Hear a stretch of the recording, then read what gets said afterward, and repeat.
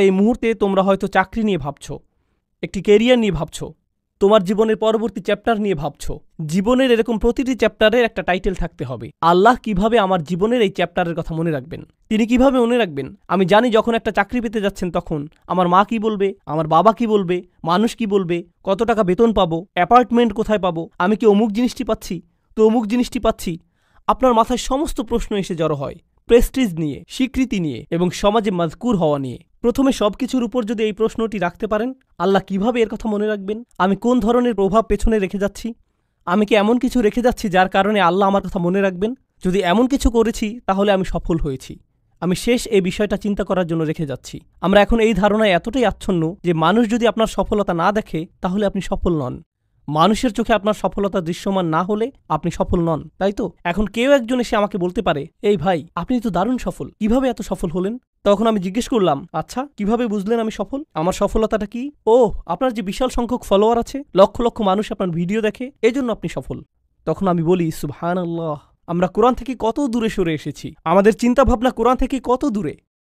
জানেন তো, নূহ আলাইহিস সালামের প্রায় কোনো ফলোয়ারই ছিল না, তার অত অনুসারী ছিল না, আর বিশাল এক সময় ধরে তার কোনো অনুসারীই ছিল না।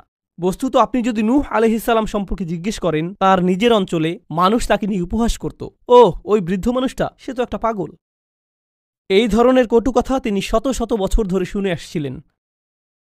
আর একমাত্র যিনি তার সেই যন্ত্রণাগুলোর কথা মনে রেখেছেন, কোনো ঐতিহাসিক সেই সংগ্রামের কথা লিখে রাখেননি, যার কোনো নথিপত্র বর্তমান নেই। ভাবছেন কিছু মানুষ নূহ আলাইহিস সালামের জীবনী লিখে রেখেছিল যেন মানুষ তার কথা মনে রাখতে পারে?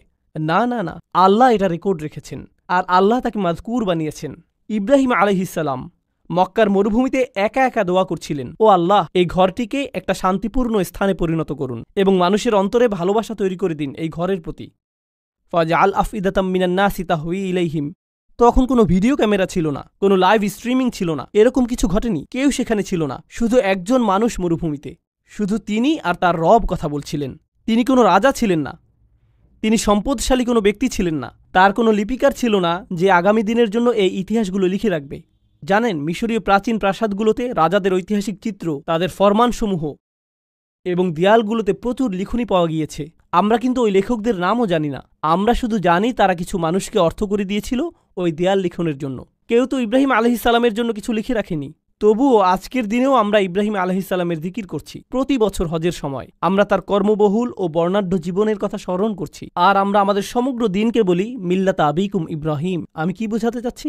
মানুষকে গায়রে মাজকুর হিসেবে সৃষ্টি করা হয়েছে। ইতিহাসের অধিকাংশ সময় জুড়ে আমাদেরকে অস্মরণীয় করে রাখা হয়েছে। হ্যাঁ, আমরা অতিশয় সামান্য কিছু সময় এই দুনিয়াতে বেঁচে থাকি, সেই সময়ের পরে আমরা গায়রে মাজকুর হয়ে পড়তে পারি। আপনি হয়তো এই বিশ্ববিদ্যালয়ে গায়রে মাজকুর হয়ে পড়তে পারেন পরের বছরই। তো এটাই আমার আপনার জীবনের বাস্তবতা। আপনি যদিও কারো প্রচুর উপকার করেন, বছরখানেক পরেই সে ভুলে যেতে পারে তুমি আমার জন্য কি করেছো। শুধুমাত্র একজনের কাছে আপনি চিরকালের জন্য মাজকুর থাকবেন, আর তিনি হলেন আল্লাহ আজ্জা ওয়া জাল্লা। তাই আল্লাহ তাআলা বলছেন, আল ইয়াওমা নানসাকুম কামা নাসিতুম লিকা ইয়াউমিকুম হাযা। কিছু মানুষকে সেদিন তিনি বলবেন, আজ আমি তোমাদেরকে ভুলে যাব, আজ আমি তোমাদেরকে ভুলে যাব, যেমন করে তোমরা এই দিনের সাক্ষাৎকে ভুলে গিয়েছিলে। এখন পছন্দ আমাদের, আমরা কি তাদের অন্তর্ভুক্ত হতে চাই আল্লাহ যাদেরকে ভুলে যাবেন কিন্তু মানুষ মনে রাখবে, নাকি আমরা তাদের অন্তর্ভুক্ত হতে চাই আল্লাহ যাদের কথা মনে রাখবেন আর মানুষ তাদের মনে রাখুক বা না রাখুক তাতে কিছু যায় আসে না।